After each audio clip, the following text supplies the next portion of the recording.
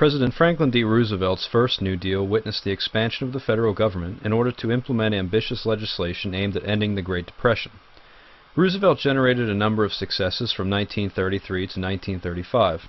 However, his second New Deal, spanning 1935 to 1937, was a retreat from the aggressive liberal agenda of the first New Deal. With labor unions, businessmen, politicians, and the Supreme Court justices taking aim at his program, Roosevelt opted for more conservative legislation that provisionally eased the mounting tensions.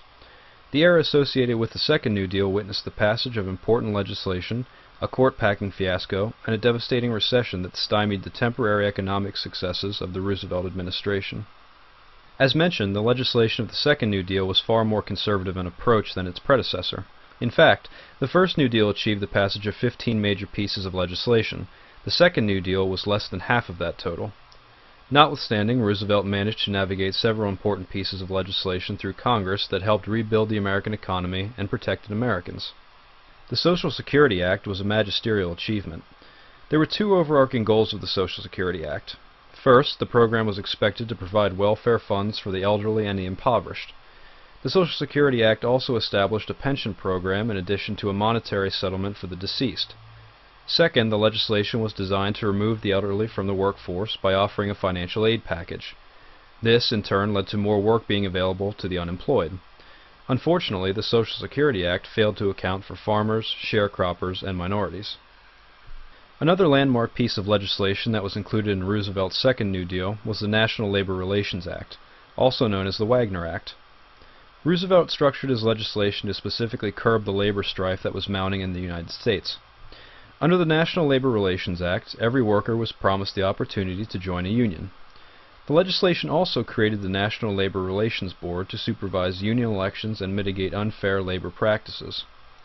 Additionally, the National Labor Relations Act called for stiffer child labor laws, which eventually drove children from the workforce and opened additional opportunities for the unemployed.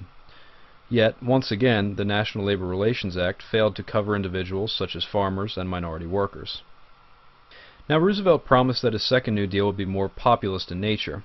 In other words, the second New Deal legislation would support the common man.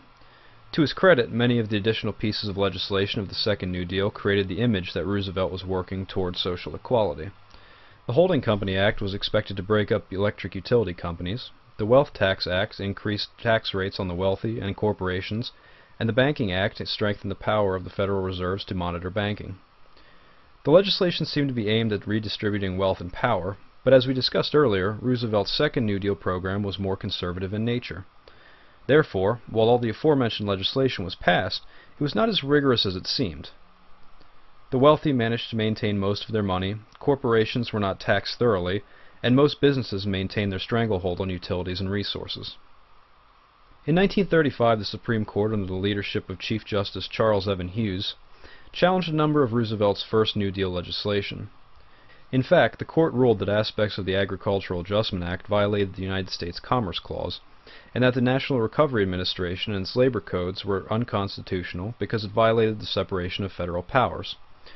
In 1937, the Supreme Court began investigating the Social Security Act and the National Labor Relations Act for additional constitutional breaches.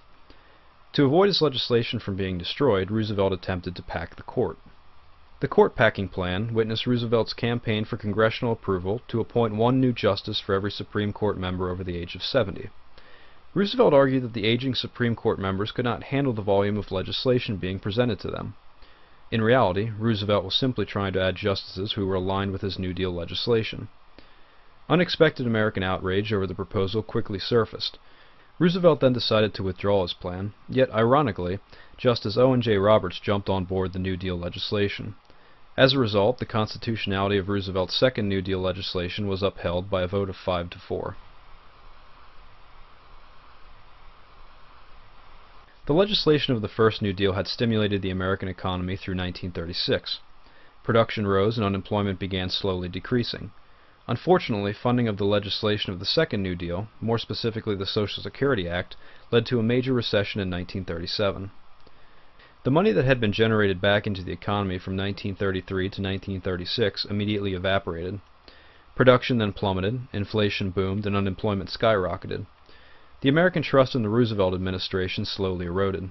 In fact, the midterm elections of 1938 witnessed the removal and replacement of liberal Democrats with more conservative Democrats and Republicans. President Franklin Roosevelt's Second New Deal from 1935 to 1937 was a dramatic retreat from the aggressive liberal legislation that expanded the powers of the federal government to combat the Great Depression under the First New Deal. Notwithstanding, the Second New Deal witnessed the passage of important legislation, such as the Social Security Act and the National Labor Relations Act. Fearing the rejection of his Second New Deal legislation, Roosevelt attempted a court-packing plan in 1937 to add one new justice to the Supreme Court for every member of the age of 70. While the American public rejected the plan, Justice Owen J. Roberts eventually sided with the Second New Deal legislation and upheld its constitutionality. Roosevelt's string of successes came to an abrupt end when the economy collapsed into a recession in 1937. The economy remained stagnant throughout the rest of the decade. While the First and Second New Deal legislation helped alleviate some of the American suffering, it would not be until the United States entered into the Second World War that the Great Depression finally ended.